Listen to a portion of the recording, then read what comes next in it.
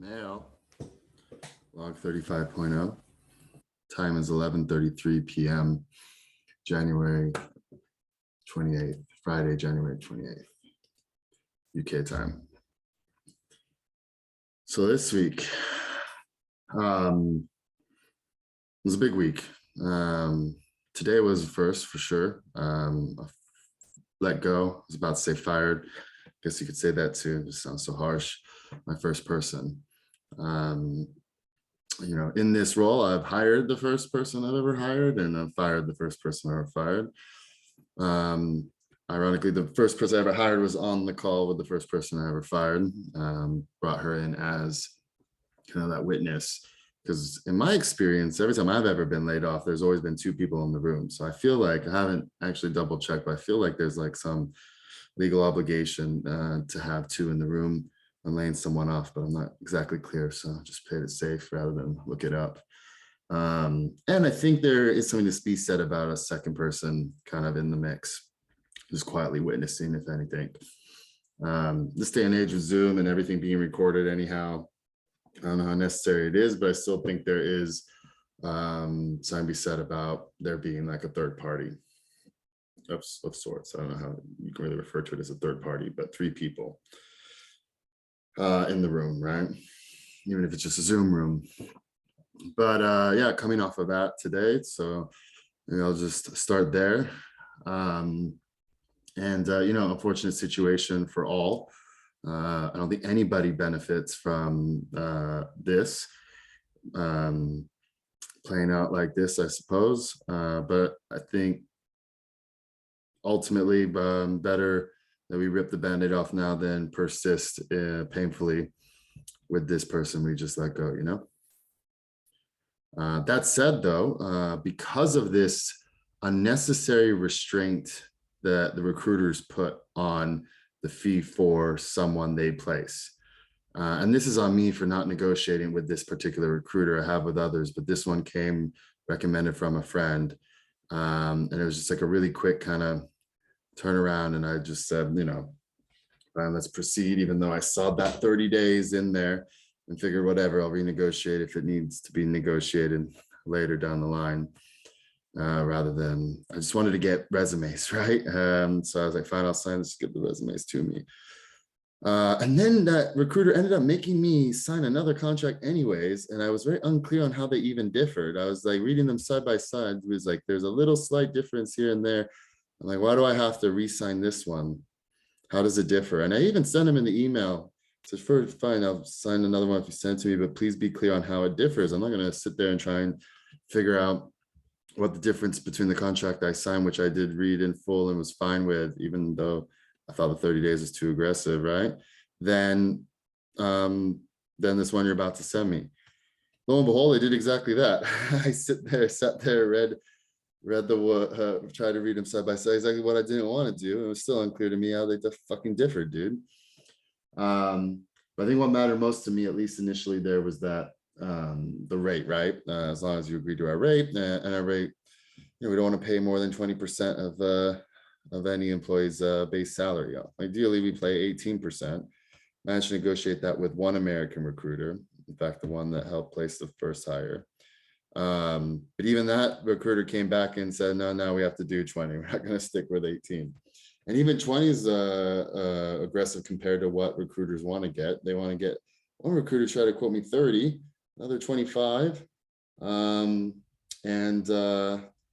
For us, as far as we're concerned, 20 is good enough, especially since we're not looking for a fucking executive. This is supposed to be a pretty transactional engagement as far as placing, particularly in this case, a recent college grad of all things, right?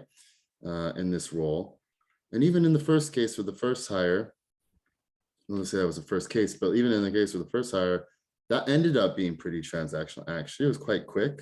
And I know they put in a lot of work, the recruiters, obviously, to find these people in the first place, and how quick it is really maybe what you're paying for, right? You don't want to drag on process either, nor do they. But yeah, 30+%. I think it was even 30+%. I think it was like 35% or something. That one of my other buddies recommended me this guy based out of New York, a real quote unquote shark. And I was like, that's ridiculous. There's no future relationship here, like even if you give me a discount on the first one, if you ever expect this amount, like fuck that, right? I guess if you're searching for executive and it's a long drawn out process and just those connections they've accrued really matter, who knows? Maybe then it's worth that fee, but fucking 30% of an employee's base salary, let's assume we just pay 100K, just round figures. Fuck, I'm gonna pay 30K upfront for this employee. After 30 days, I'm gonna pay 30K for this employee. Even if I let them go in 60 days, I still pay 30K. What the fuck, right? So it's this false kind of like rush to decision that needs to be made. I don't know, that benefits the recruiters, to be frank. Like, I think definitely when now that we let this guy go, I'm going back to them and saying next hire, that needs to be a lot longer. It just doesn't benefit you, bro. If you're going to force me to make a fucking decision within 30 days, I'm going to err on the side of caution and say not good enough. Keep them coming and back to the drawing board. And in a role like this, especially, right, there is a lot like to hand over, and I don't want to rush a decision on somebody. I mean, it's so cruel to kind of hire and fire somebody so quick, even though maybe it is for the best, right? Especially if it's clear in very, very significant and material ways early that it just will not work, right? But then there's a lot more to be said about developing somebody and how well can you develop somebody in 30 days, dude, honestly, to really be clear on kind of how good they'll be or if they'll be good enough. That said, I'm burning up in here. I think I have my heater on. I'll be right back.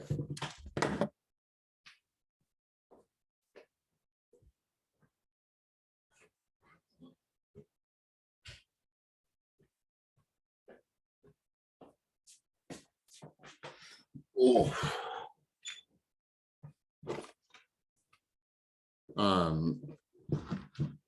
So yeah, so how'd it go,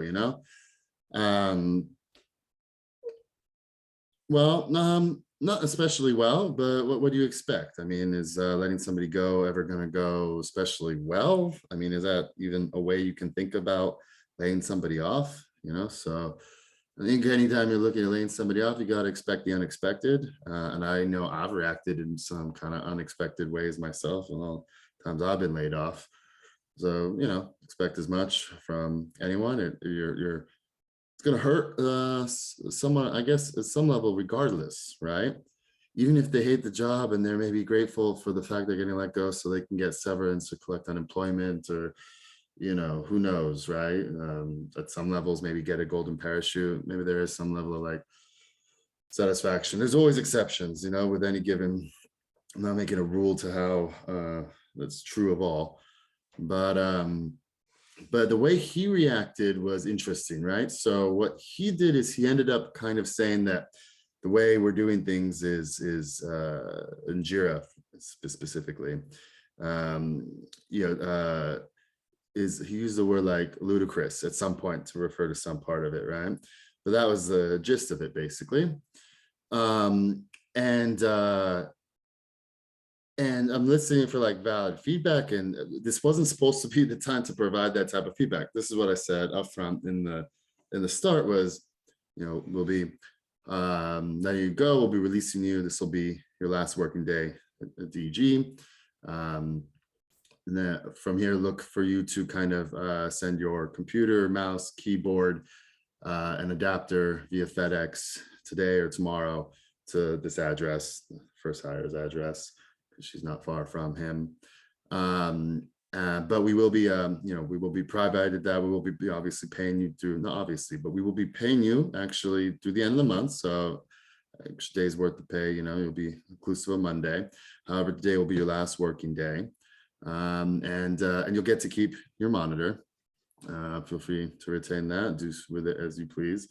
Just need to be sure that you ship the computer and such and share the tracking information.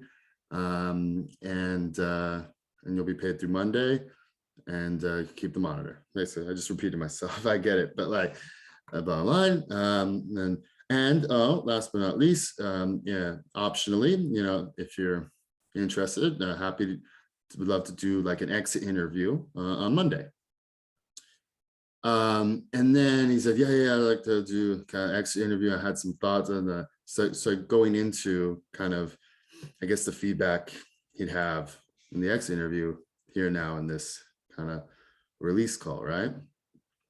Which is fair and fine. I mean, there's 30 minutes blocked off. So I'm not going to cut him short and be like, oh no, we only have this 5 minutes to say you're done, not to like listen, right? So I'm actually eager to hear what he says, because that's how it was reaction, right? I'm just actually, yeah, I'm locked in too. I want to see what you have to say coming off of this news and see where this goes. And then, he had all this, like I said, feedback about Jira specifically, and some things, it's like, I don't know why you guys are doing it like this as a sprint. And some things are admittedly confusing. Like the reason we have to do it as a sprint in Jira is because for whatever weird reason, it's the only way we can actually make it sync with Monday is to set it up as a sprint. But be that as it may, even if that's weren't the case, kind of the setup we have is very similar. It's like almost like a Kanban setup, but it doesn't have like multiple swim lanes in the sense that you can have, and this is what he ended up trying to show me, which is like expedited items and everything else. It is literally just planning, CSM refine, pending customer. If it's something that requires kind of us to get more info from the customer or whatnot, to do, in progress, done, and then far right, on hold or canceled, right? Pretty standard board setup. We're using all essentially the same classifications as the Jira has out of the box. It was kind of cutting into that. It's like, oh, I could do this myself with Jira. I'm like, dude, we're not trying to, that's the idea. We're trying to keep it simple, right? And it's been working for us, mind you. For some reason, it just didn't work with him. But regardless of like the format or anything, the bottom line is that he was being assigned tasks and not completing them on time. Due date was coming and going and still not done. Then there were other examples where he might have got it done in the due date, but then we look the next day or 2 days later, whatever it may be, we look after it's already due and see that there's errors or incompletes and it's not done right. It's not working correct, right? Now, fair, that's fine. It's okay for it to not work, right?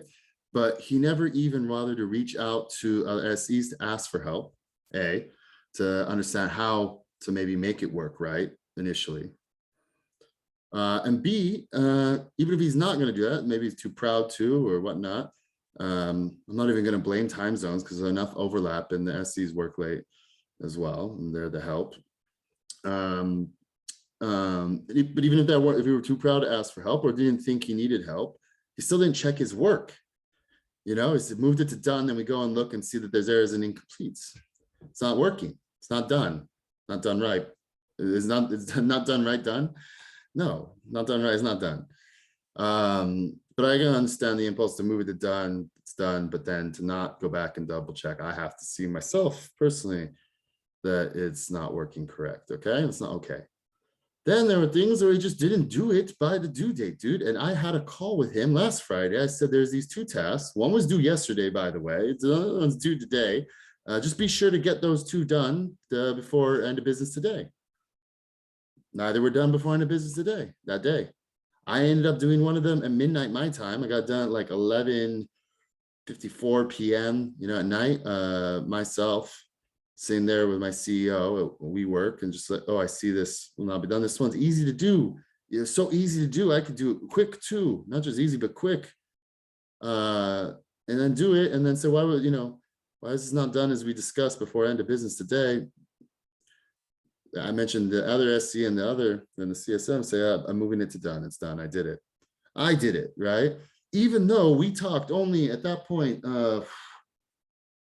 5 to 6 hours earlier. And I told him to do it. And he said, yeah. In one ear, out the other. And not just do it, but do it before the end of business today. I mean, one of them, the due date's already passed. The other one's due today. Then he said, I thought you, and he said this, right? So this is where they become like the disconnect. And then I'll get to what I think is valid. I started with what I think some of what he was saying is fair enough, I suppose, right? We'll get to that. But some of it is just so off base, basically. And regardless of what he had to say, what I'm saying about things not being done right, work not being checked, not being done by the due date is the fucking bottom line, you know? And there's more. I'll get to that in a sec. That's more qualitative than anything. Let's start with the bottom line, basically. But anyways, and what he was saying, oh, you say, and he's saying in the contract, we say you have flexible working hours. I don't think it says that in the contract, to be frank. What it says is you may be subject to work outside of normal business hours, but you won't be paid overtime, or right, just you're a salary man, right? It doesn't say you have completely flexible working hours, so that definitely doesn't say that in the contract. There may be a misunderstanding of what I've said, which is you guys are flexible to do what you need to when you want, right? Just as long as things get done on time, right? Because what he was trying to say is, oh, I saw that it was due on Friday, and I was, oh, I'll just get it done on Saturday. No, because this particular action, right? No, first of all, no. I don't even have to explain why not, right? It was due on Friday, and we discussed on Friday at 1 p.m. your time to get them done before the end of the day, and you got neither done, dude, that day. And then the Brooks Brothers one looks like he got it done like Saturday or Sunday night, right? So he did so that jives, right? In his head, he was like, oh, I'll just get both of them done Saturday instead of Friday. Well, at that point, the Brooks Brothers one would have been overdue by 2 days. And the idea was why it was due on Thursdays, because they meet on Thursdays. It's supposed to be done before they meet. Wasn't done before they meet, right? Then still wasn't even done Friday, the following day. Then I see he went and got it done late Saturday night. Okay, sure. It didn't work right. Didn't even notice until Tuesday, right? I know we noticed, right? He didn't fix for it. He didn't catch it and fix for his correction. He thought, oh, did it done, didn't bother to check. Still wasn't working right on Tuesday. Total miss. And mind you, on Friday, I also told him point blank and said, look, listen, we've had like the last 4 or 5 weeks, whatever it may have been. He even took vacation right after started for 1 week, took vacation, right? There's also the holidays, all that, whatever. I said, there's been all this time behind us. Let's consider that preseason. I really need next week for you to put your best foot forward. And I said point blank because I need to make a decision with the recruiter too. I don't know if that's appropriate to say. I know it's not fair, right? But it is the reality, right? And this is even after me negotiating an extension with the recruiter off of that 30 days. So this is bullshit. This 30 days cannot apply when we went through the holidays. He took a week and 2 days off, right? No, this doesn't work. I need 3 more weeks. And that 3 more weeks brings me through to February 2nd. So I guess I could have kept him on, additional 2 more days than I did, but fuck that. Let's just close him out and round it off, and he can be paid for a full month, 1 extra day's worth of work. I hope he doesn't ask me to expense him for that FedEx shipment, because I've given you extra days worth of work so that you don't even dare to ask that question, honestly. I'm not giving you extra days worth of work. I'm giving you no more work, 1 extra day's worth of pay, right? So I don't even have to hear about, can you, expense this FedEx shipment. So we'll see what he says though. And also that you have the monitor for free, right? So that's that. Now, those 2 examples, and then there's other examples also, right? Where he just did not get it, overcomplicated things in such a way that even the other SCs are like, I'm not really sure I understand, looking at this, what he's doing. Okay, but whatever, it doesn't matter. If it works, right? I'm not going to micromanage necessarily how you build the flows. The spirit of it all is that you should build flows, architect them in such a way that it would be easy enough to pass it over to another SE. But more importantly, eventually, the vision really here is to be able to pass this on to a customer. So we got to keep it as simple as possible, right? Keep it simple, stupid sort of principle here. And I told him that too on Friday. And something that the CSMs can just even understand what the heck is happening, right? And keep it simple. A lot of these overcomplicated, but I'm not trying to micromanage how you architect these flows. That's just A, impossible. B, it's not the kind of culture I want to develop. I want to offer autonomy here to, Do it the way that makes sense to you, right? But with the principle of like, let's keep it simple. Let's keep in mind that we want the CSM to be able to look at it, understand what's happening, be able to easily pass this on to other SE. And most importantly, maybe is, you know, with the vision of eventually passing these on to customers to manage themselves. We may be a long way from there, but that should still be the North Star in terms of these builds in a way, right? Where was I? So, and then on Tuesday, right, when we noticed the Brooks Brothers things wasn't done right, and I gave him these 2 additional tasks to do. Again, then I introduced to him on Tuesday. And it didn't end up getting done in time again too. The 2 tests I gave him, he fumbled with. I mean, they weren't, it wasn't perfect, neither. It wasn't either done. And one was, I think, done right, was fine, but it wasn't done on time. The other, whatever, let's just, I don't have to get all the damn details. You get the idea, right? But what really killed it for me, the real kicker. So first of all, the CSM and the SE both feedback that it's just not working for them. He's just not working for them. And they're like, you know, we'd rather start from scratch than continue trying to make it work here with him. So wow, that's huge feedback, right?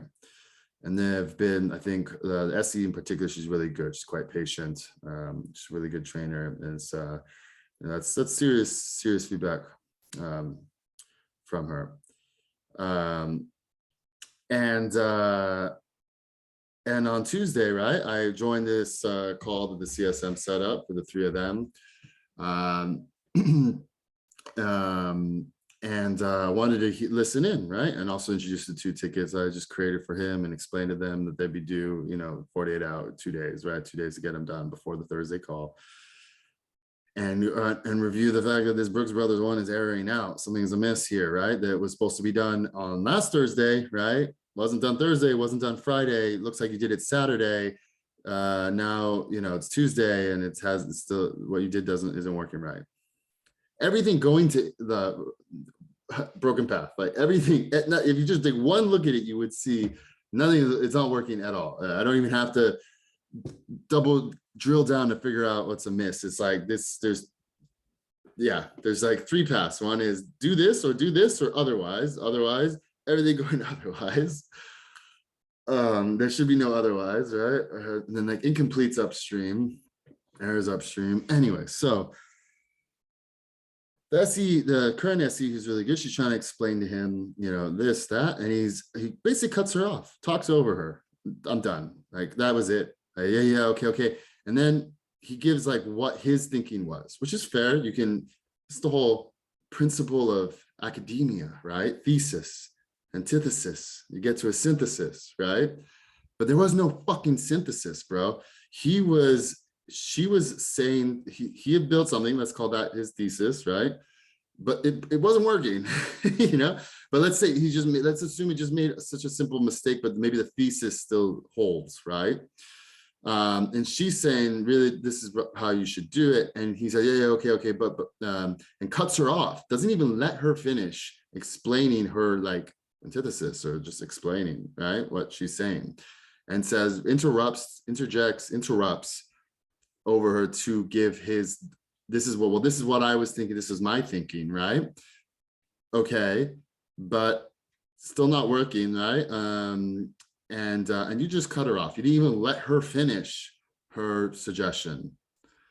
Dude, I'm done with you. Like, that was it for me. That was the real kicker, right? Don't talk over to M, the SE.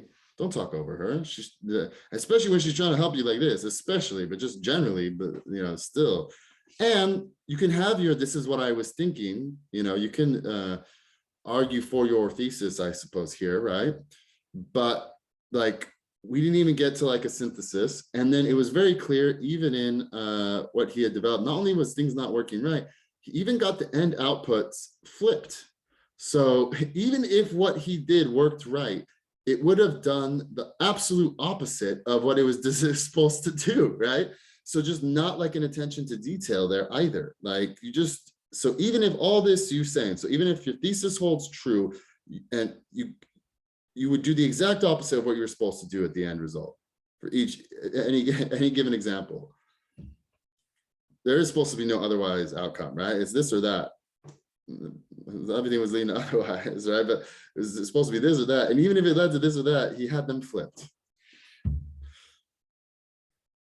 And then it just really became clear. Then he's got kind of lecture about like the way we do our kind of project management and stuff. And we're not perfect, right? We're a startup, we're still figuring it out. It is very simplistic. There is things I should do, like to clean things up. There's no reason for there to be, so many tasks in done. Once they're done, just pull them off the board, right?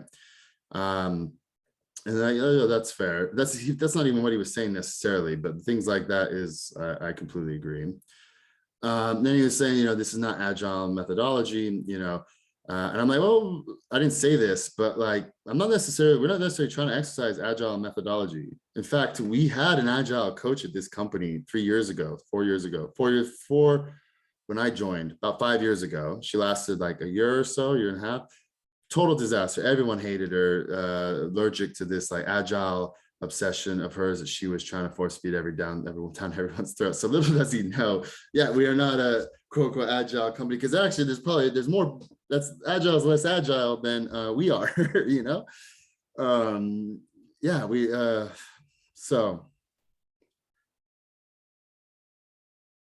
so that was his reaction, right? To kind of like lecture. And he kept saying, he did say, I'm not trying to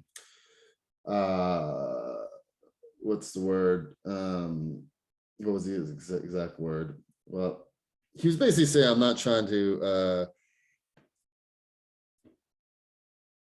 tell you how you should do your job, sort of thing, right? That's not how exactly he said, but that's basically what he's saying. But then that said, right, even though that's what he's saying, he's like, oh, and this may work, whatever, you guys have gotten this far, right? This way, right? And that was the key thing. That was a key thing too, is that we did get this far this way, and this way just didn't seem to work for you. And this is, and maybe we were spoiled, and I said this, maybe we were spoiled by the other SCs that that this just worked for them and didn't really give much thought to how this might not work for other SCs. And I need to give some more thought and maybe revisit, rethink about how we can develop processes that would work for future SCs. And maybe I'm just spoiled by the fact that this seemed to work so seamlessly for the previous two. And I completely appreciate that. Right. And the fact that this wasn't working for him was really making me think about what I need to define explicitly for the team. And we'll get back to that. But yeah, I mean, maybe there's just a misfitting, right?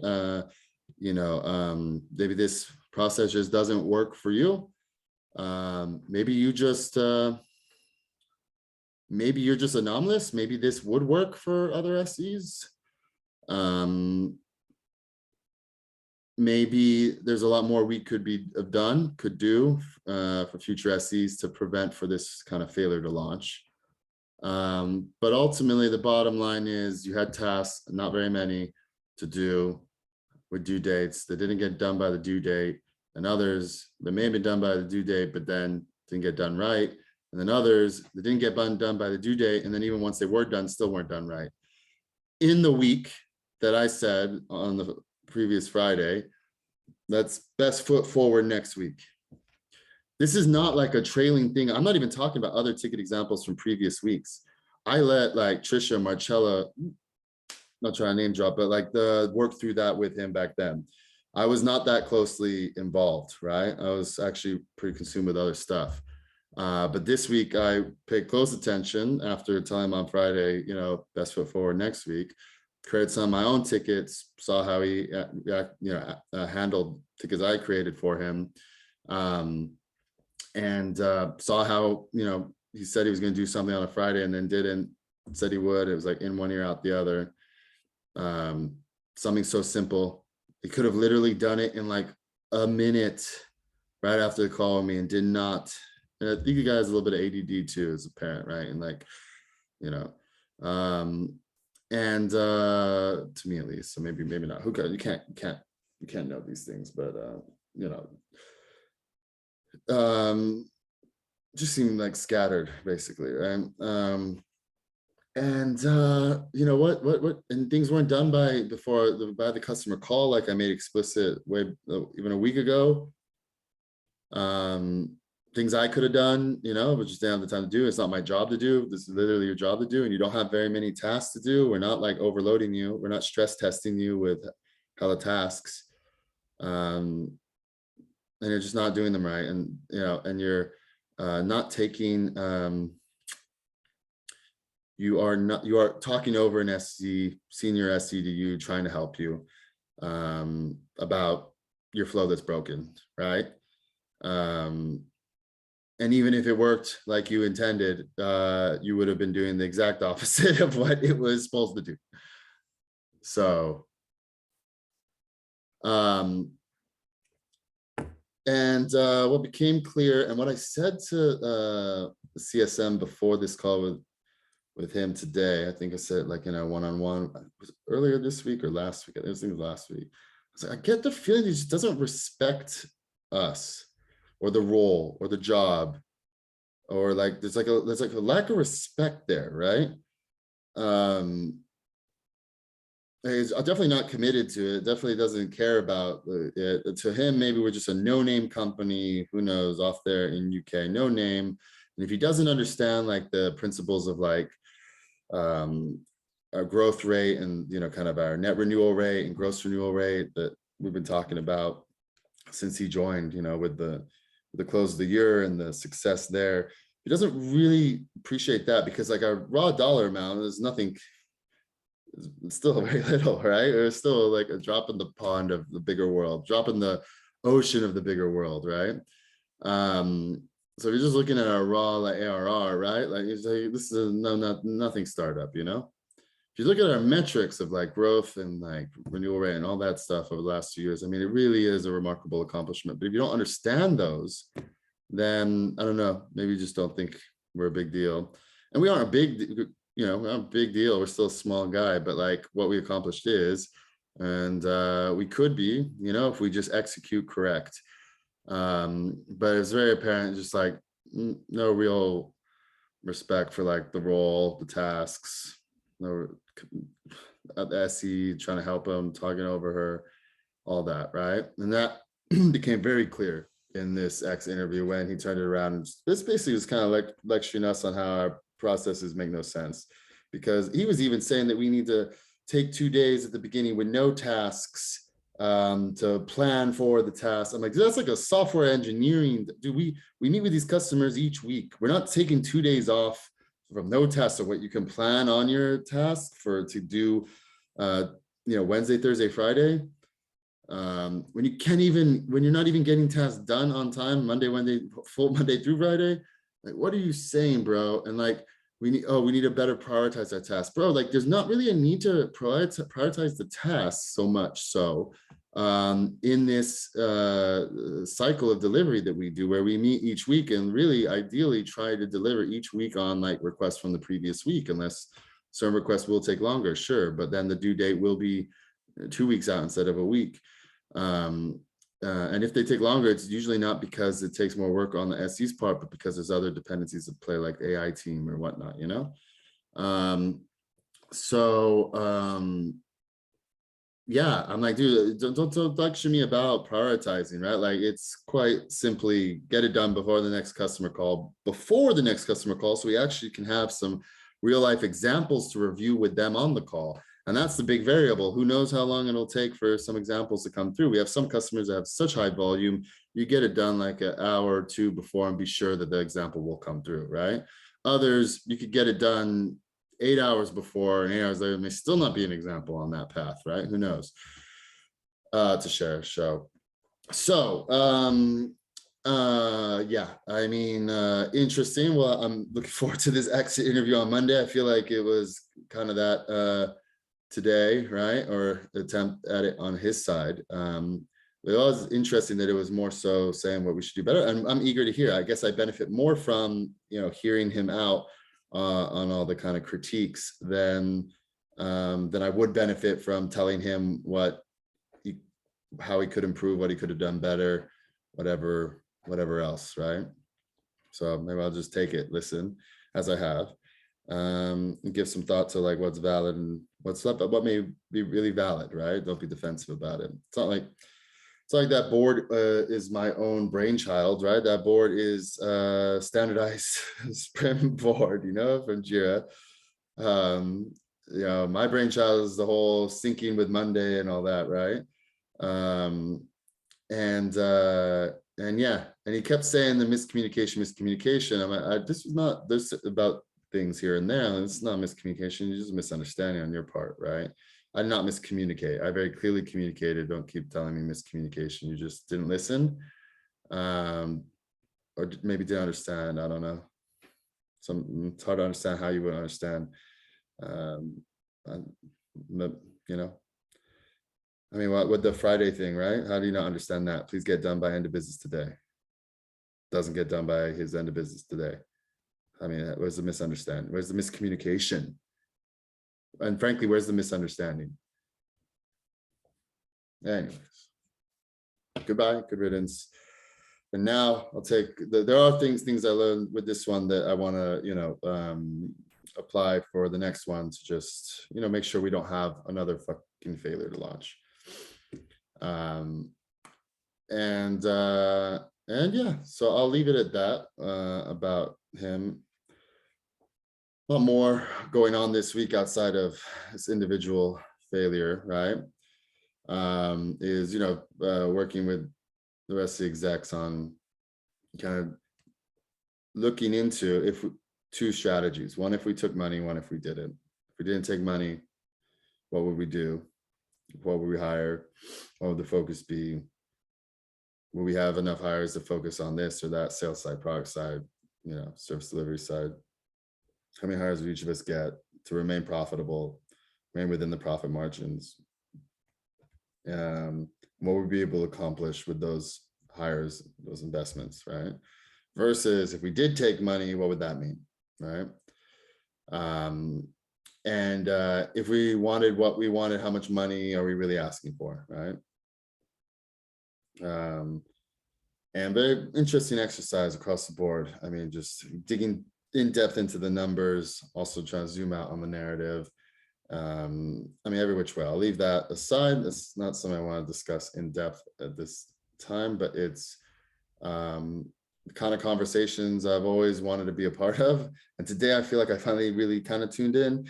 Some of these other ones, we were just looking at the numbers, the financials, and I didn't even, like, I'm not even sure the numbers, right? Like, it's kind of a lot of assumptions in the numbers. And I just kind of roll my eyes, not roll my eyes, but like, there's still a lot of assumptions there, but like, I understand the importance of that exercise, kind of the spreadsheet, the forecasting. If we close, you know, this amount each quarter, you know, what would our run rate be, et cetera, burn rate. Yeah. And now today, I think really I think we kind of came to what we look to do, but either path we're okay with as well, which is interesting. I think the real thing though here is that we just gotta fix the fucking cap table, with or without investment. That just needs to get fucking fixed. And that's not easy to do either because we have so many investors, man. So this is what happens when you take like these emergency rounds too. And we have this pref stack that's just fucking us. Unless we get sold for more than X, right? None of us get anything. You know, these shareholders that invested in this like emergency round, you know, a little over 2 years ago, all get paid out first. So unless it sells for XXXXXXX, right? Like, we got nothing, you know, which is not okay. You have some growth shares on the table that should offset that, but does it even make sense? Anyway, I'm not getting into all that right now. So that's a lot to discuss on this side, but like I said, conversations I've always, you know, hoped to be a part of someday. So that someday is here. And I know it sounds horrible, but hope always to be someday to be in a position where I could hire and fire, and I've officially hired and fired as of today, right? So, and as of, you know, end of last year, I accomplished this customer success match 120%. Final numbers, by the way, I don't know if I touched in on this, 120.5% and 89.9%, right? So I missed that 90% by 0.1, But if you round up, I got it. And depending upon the currency exchange rate, currently, I'm actually higher. But at the time of, end of year, right? That's what the numbers come in at. But those are the golden metrics of customer success. So I have that feather in my hat no matter where I kind of go from here. I'm free to go from here. I feel like the chains are off. Now I here because I choose to be, not because I necessarily have something I have to prove. Now it's more I want to see where this can go, right? Feel like last year was my proof point for me. The numbers reflect that. Have that feather in my hat. No one can take away those figures for me for my career. My second year as a VP of customer success, achieve these golden metrics. Especially when you consider how far we came from the previous year. Previous year, we're at like 71% gross renewal rate, 81% net renewal rate. So to go from 71 to 120, it's 71 to 90, 89, 90. And to go from like, what was it, 81 to 120? Wow. Maybe it was 87. I don't think it was 81. That seems awfully low, right? I can tell you exactly, right?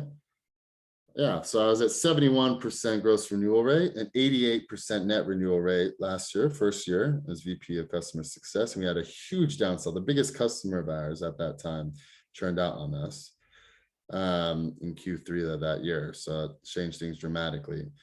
Especially because we don't have that many customers, especially at that time, 2020. We lost so many in 2019 already, right? I think we're down to like 30 customers in 2020. So when one, which is worth that point, like 15% of all our revenue, turns out, like you're not going to get better than 85% gross renewal rate, that's for sure. But yeah, it's 71.88 last year. This year, 89.9 and 120.5 for improvements, year-over-year improvement of improved gross renewal rate by 26.4%, improved net renewal rate by 36.8%. Also improved our renewal win rate by 10% and even improved our pilot conversion rate from last year, which is already good at 91.7. Now it's 94.4. So yeah, so that's all like accomplished. Now it's really what next? And now that was done,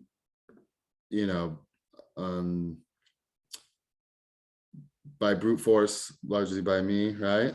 And not just only by me, largely by me, largely by my boss, largely by our CEO, largely by our sales, VP of sales, largely by, the few people we have product, and everyone stepped up big to really make that happen last year. But now we have other people, and now it's a matter of can these other people replicate this success? Like, do I have to be involved in every deal to achieve that kind of success, or can, without me being involved, without the CEO being involved, without the VP of sales being involved, can we build a team that can replicate that same success? And that remains to be seen, and that's what I'm trying to do. That's why some hire like this SE is just not going to fucking fly. Because it just, you know what it leads to? It leads to me doing the kinds of conversations that I don't want to be doing, but I did do on Thursday with the whole team, hour with them, just going over, this is the process. This is how you create a ticket. This is required things you got to do, CSMs, SEs, this is what you do, whether it's created, like just spelling out things that we're really already doing. And some of the other SEs would just be like, what are you wasting our time here? An hour wasting our time telling us what we already understand or already like naturally do. And it becomes that tricky question. Like, I know it's true of teachers, where if you have a class and you have like students that are struggling and students that are excelling, who do you teach to, right? And this is why you have AP classes and why you have special ed, right? In a sense, right? I mean, those are two extremes, right? But I'm not saying anyone here on my team is special ed, or whatever, but as a teacher, you struggle with that too. And what I found myself doing, and I said this to CSM also after, is I found myself just talking down to the team.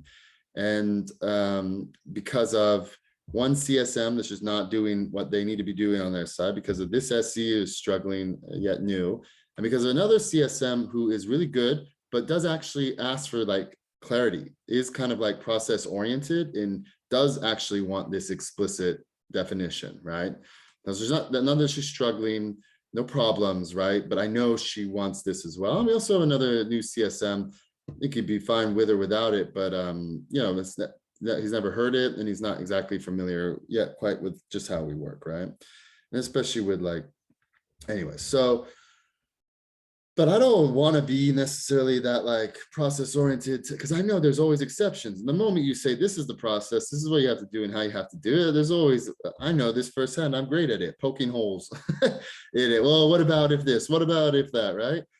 Guys, I even explained, right? Preempted any kind of hole poking. There's always exceptions, right? That's the only rule I live by. There's always exceptions, but there shouldn't always be exceptions, right? Like not every ticket should be a fucking exception to these general rules, right?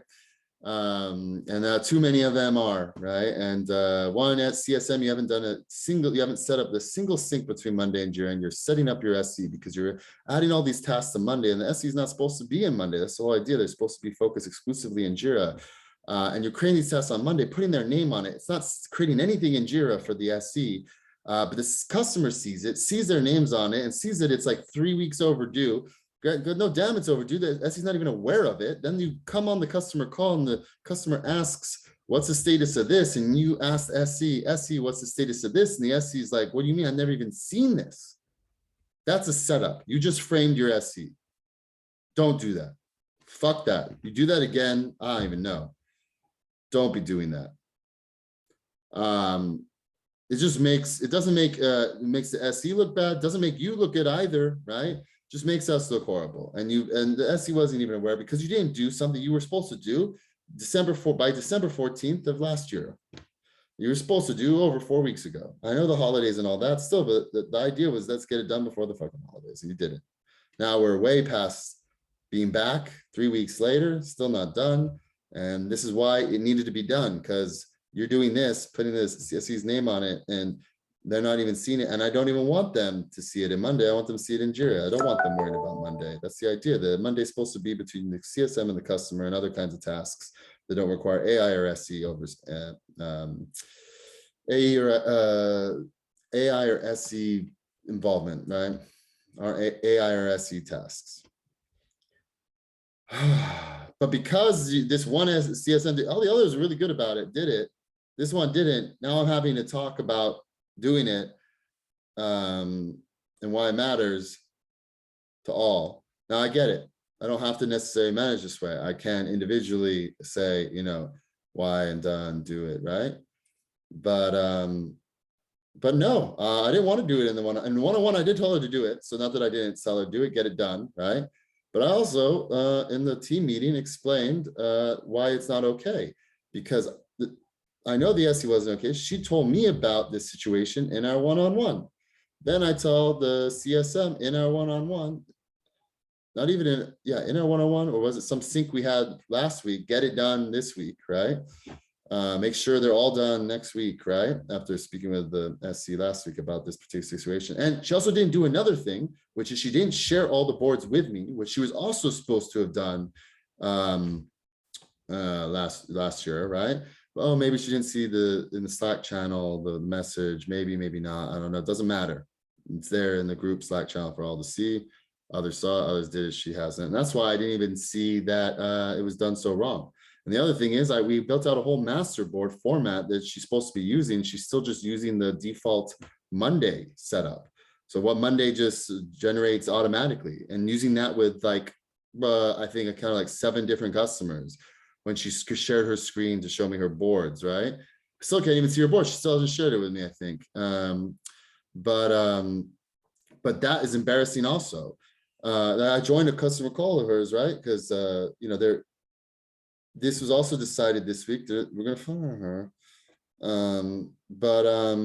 But when and how, we'll see, right? I don't know. And things may change, right? If it's not now, things may change, you know? And I'm trying to make it work with her. She's got to work with me though. Like, I don't want to, you know, like do this. Like, come on, let's make it work. Like, do just what I asked, right? All the other CSMs don't see a problem. You know, you're the most, you're the CSM that's been here the longest, right? Like, be ahead of it, not behind it all. Be ahead of the team, not behind the team. Yeah, and it's embarrassing to see her sharing this board with the customers. It's so fucking basic. And then the fact that everything she's doing, she's putting the SC's name on it, and SC's not like, it's not even creating a task for the SCs. So. But then I have to go through this whole like process discussion with the whole team, right? And it's like, we could be talking about so many other things. But I'm basically, basically talking to one SCSM and one SC. They're not doing what they want to, not doing what they should be doing. But I am also talking to one CSM that I know is process oriented. And, you know, so I'm talking multiple people at once, but anyways, the whole team has to hear this. Let's be clear. But to be honest, like all this process is unnecessary. If everyone just is, if you're just good at your job, do you know, if the people are right, I don't think I have to create so much process, essentially. I'm trying to think of the best way to put this, right? But like, too much process is going to stifle startup always. I'm not very process driven myself personally. I can come up with good processes, I think, personally, but I'm not, you know, it's just, I have my own personal processes, but I live by the rule. There's always exceptions. This is just who I am. This is a belief I live by. And that I just know to be true, you know, heart of hearts, right? Unless we prove it, but yeah, but there it's good to have like a general process, of course, and I've been defining those, I've been building those. But if the people aren't going to do it, even after I explain it clearly, that and others are, if everyone is and there's a minority that isn't, I mean, the minority just got to go. The minority is not, you know, is it the process that's not okay? Like with this guy saying that like, oh, your process is broken. Well, it seems to be working for everyone else who've gone this far with it. Now, I'm not saying it's perfect, and I am saying it does need improvement. I agree. But is it the whole process I've got to throw out? Is the bathwater, you know? Are you the bath? Because I'm feeling you're the bathwater, right? You know, like, I'm butchering a phrase, but basically, like, is it the process that's broken? Because I've been working for the vast majority of the rest of us, but they're all very good employees. So maybe they, you know, maybe for the not so stellar, we need to make things more clear, easy, or simple. I don't know how to say, right? But, or maybe you're just no good for us. And same with this other CSM that is just dragging.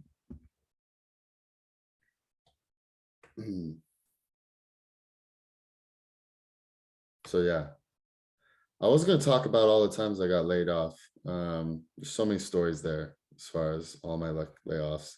That's why I even, you know, I actually asked the CSM to join me on this because all my I've had enough experience of being laid off to know there's multiple people in the room when you get laid off, right? And asked her to join, to be that second person, and there felt like some kind of poetic something to be said about my first hire being there for my first fire, right? Really thought coming into this call, I thought for sure I was going to go over all my layoffs and the stories behind them, but there's so much to be said about each and every one, and I've said enough here now, and I spoke pretty passionately. I feel like today I'm quite exhausted, honestly, after this week as well. You know, I'm just going to let it go there and say, you know, go Niners this Sunday. So I will say one last thing, I suppose, is that if ever there were a path for the 49ers to the Super Bowl, for that path to pass through the Cowboys, the Packers, and the Rams, I can't think of a better fucking path to the Super Bowl. Never mind the order of things. Could have changed the order up, sure. But actually this order is pretty brilliant, right? Cowboys first, then Packers, then Rams, divisional rivals, LASF, in SoFi Stadium before, and if we beat them, playing SoFi Stadium again in the Super Bowl. Ooh, oh my God. I've already beaten them once in SoFi Stadium to get to the playoffs. Oh my God. In overtime, oh my God. Right. Wow. I mean, this narrative, can I just say, guys, like this is something else. I don't know who fucking listens to this, but if you're out there and you hear me on this, like, just give me a fucking like, bro, or something. No, I'm not asking for likes. It's not like that. But like, you know what I'm saying, bro? Like, this is Hallmark. I don't know if Hallmark's the right way to say it, but like, this is some fucking serendipitous shit, right? Now, that said, no jinx, right? Like, but hear me out. If we then beat the Rams, right, in SoFi Stadium to go to the Super Bowl in SoFi Stadium after, so that'd be 3 straight wins, or sorry, 2 straight wins. And so one in SoFi Stadium to get us to the playoffs, one in SoFi Stadium to get us to the Super Bowl, and hopefully a third in SoFi Stadium to help to win the Super Bowl. And who would we win the Super Bowl against? It'd be one of 2 teams. It would either be the Kansas City Chiefs, who we matched up against in the last Super Bowl we were in, unfortunately lost, chance to rematch, chance for redemption, chance to redeem ourselves, right? So that'd be the Kansas City Chiefs, or be the Bengals. Yeah, what, the third third Super Bowl against the Bengals? I mean, the first 2 predated me, obviously, like my era. I think I was technically alive for them, right? But like, but for real, like, in this era, I've never, I don't remember Joe Montana. Joe Montana predated me, dude. But Joe, we beat the Bengals twice in the Super Bowl. This would be the 3rd time facing the Bengals. The history there, chance to three-peat against them, basically, or chance to redeem ourselves against the Chiefs. So I don't know. I think that's a pretty brilliant path, right? To get to the playoffs, we have to beat the Rams at their home in SoFi Stadium. We take it into overtime, goes into overtime, and we beat them in overtime to go to the playoffs. Then in the playoffs, we play the Cowboys, arch rivals. In my era, first and foremost, my first ever understanding of Niners' ultimate rival was the Cowboys. Now, granted, I living in Texas, and it was that era, 94, that year that we did go to the Super Bowl through the Cowboys. That year we broke up their, 3-peat, right? So for me, like, Cowboys were the first real rival, arch rival. Then it was the Packers, but the Packers always seem to have our number, man, aside from like the catch 2, right? Aside from the catch 2, every time we faced them in the playoffs, they beat us. Is my first real heartbreak. The team that really broke my heart were the Packers. Yeah, they were, the Cowboys didn't break my heart, because the first time I really got on the Niners was the 94 season. We beat them en route to the Super Bowl. It was beautiful, right? I was living in Texas, and I came in as a 49ers boy, decked out in fucking Niners sweats and Niners sweater, and getting all sorts of fights about, the Niners, and they, Cowboys didn't break my heart. Packers, though, they ended up breaking my heart. In the ensuing years, Packers constantly fucking pulling our card. But we had the catch 2. It was great. It's fucking one of the best playoff reels, right, in NFL history, is that play, right? One of the best up there, no doubt. Up there with the catch, of course, right? And the catch 2. And then there's the Rams, who honestly, for me, I mean, obviously they're a rival, quote unquote, but like in my era, they moved to St. Louis, they moved out of LA. I mean, they were just the greatest show on turf to me, right? Like Kurt Warner, all of that. That's kind of where, my first real understanding of the Rams. They weren't even in LA, really. I mean, I knew of them even when they were in LA, but like, when they really, really mattered, they were in St. Louis, not in LA. Yeah, sure. Now they're back in LA, and this rivalry is great, and it's blossoming into something beautiful. And we seem to have their number, right? So kind of like Packers did when I was younger, had ours. Feels like we have theirs, but any given Sunday. So we'll see. But obviously, historically, Rams are a huge arch rival. I mean, LA, SF, right? No doubt about it. It's just that in my lifetime, there was never kind of that very high stakes rivalry between the 2 franchises, like there was with the Cowboys, Niners initially, Packers, Niners as well. But the fact that we, get to beat the Rams to make the playoffs in overtime in SoFi Stadium, and then beat the Cowboys, came down to the very end, beat the Cowboys. I mean, beat the Cowboys. I'm gonna say it one more time: beat the Cowboys, right? And then to beat the Packers right there at the very end, also, and then now they'll face the Rams, and if we beat them, to then play in the Super Bowl against the Chiefs rematch or the Bengals 3 times, third time. Ooh, wow. What a fucking potential path. I mean, so far so good. We'll see where it goes. But all that said, much love. Be good. Be happy. Do good. Love you, Mom. And go Niners.